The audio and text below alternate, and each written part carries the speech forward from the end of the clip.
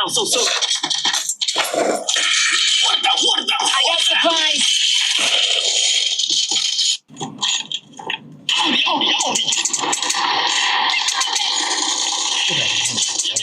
မြန်တော့ဆုပ်ဆုပ်ဟာရုံးနေလေ bro ဘာလို့လဲလာလေကြီးရလေမင်းတို့ရှိမှာတော့ဒီလိုဖြစ်နေလေဘုံကကောင်းဝင်တော့ပါပဲအာရေးကြီးတာကောင်းပြီကွာwhat the ဟာဒီကောင်ကငါရှုံးရတယ်လို့ကွာ ပြောတော့သူ့ကိုယ်သူစူပါဆိုးတဲ့ကျွန်းတာထွေး ရှုံးတော့ရှုံးပဲ